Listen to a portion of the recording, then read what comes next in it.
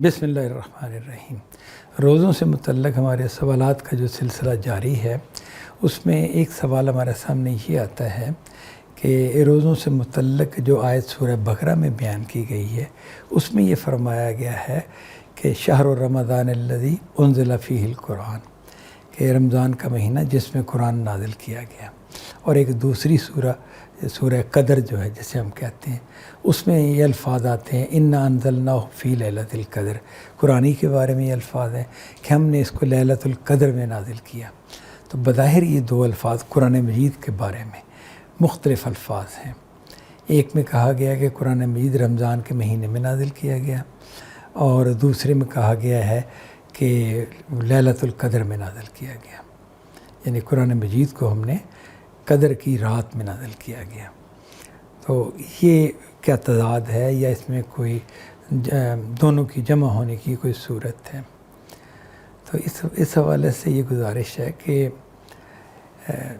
پہلی آیت جو ہے شہر رمضان الذی انزل فیہ القرآن جو ہے، اس میں بتایا گیا ہے کہ قرآن مجید رمضان کے مہینے میں نازل کیا گیا۔ یہ نہیں بتایا گیا کہ رمضان کے مہینے میں نازل ہوتا رہا مسلسل، یا رمضان کی ابتدا میں نازل ہوا، اس کے فلاں تاریخ کو نازل ہوا، یہ نہیں بتایا گیا، بس کہا کہ یہ رمضان کے مہینے میں نازل ہوا ہے۔ اچھا، اور جو دوسری سورہ ہے جس میں بتایا گیا انا انزلناہ فی لیلۃ القدر، اس میں یہ بتایا گیا ہے کہ لیلۃ القدر یعنی قدر کی جو رات تھی، اس رات میں یہ نازل کیا گیا، یعنی اس رات میں یہ نازل کر دیا گیا تھا۔ اب یہ اس میں تطبیق کی یعنی مطابقت کی کیا صورت بنتی ہے؟ تو اسے علماء نے واضح کیے ہیں کہ یہ لیلۃ القدر جو ہے یہ رمضان کی راتوں میں سے کوئی ایک رات ہے۔ اس رات میں قرآن مجید جو تھا وہ لوح محفوظ سے سمائے دنیا پر نازل کیا گیا تھا، یعنی کہ یہ ڈیسائیڈ کیا گیا کہ قرآن مجید کو نازل کرنا ہے تو اللہ تعالیٰ نے لوح محفوظ سے قرآن کو دنیا کے آسمان پر، یعنی یہ جو ہمارا پہلا آسمان ہے، اس پر نازل کر دیا سارا قرآن۔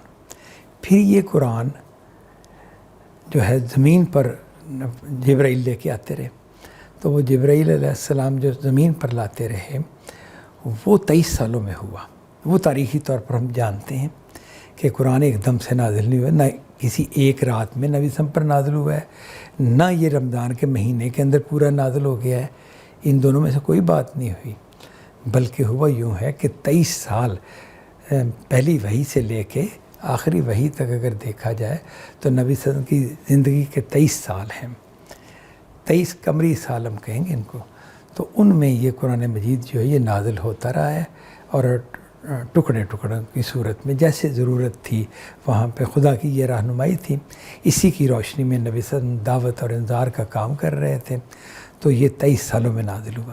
تو پھر یہ تینوں باتیں جو تاریخ سے ہمارے سامنے آتی ہے، اور جو سورہ بقرہ میں ہے، اور جو سورہ قدر میں، تینوں باتیں کوئی تضاد نہیں رکھتی، بلکہ باہم مطابق ہیں۔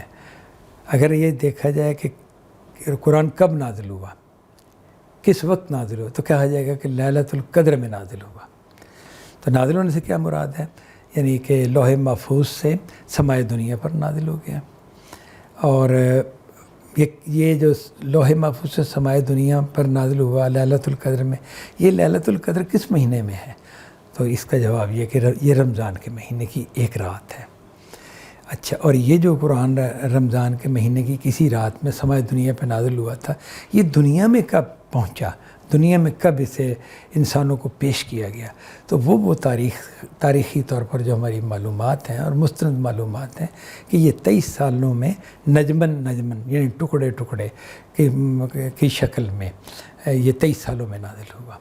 تو ان میں کوئی تضاد نہیں ہے، بظاہر کو پڑھنے والا بعض وقت محسوس کر جاتا ہے، اسی وجہ سے ایک اعتراض یا اشکال یا ایک سوال کی صورت میں انسان کے ذہن میں یہ بات رہ جاتی ہے۔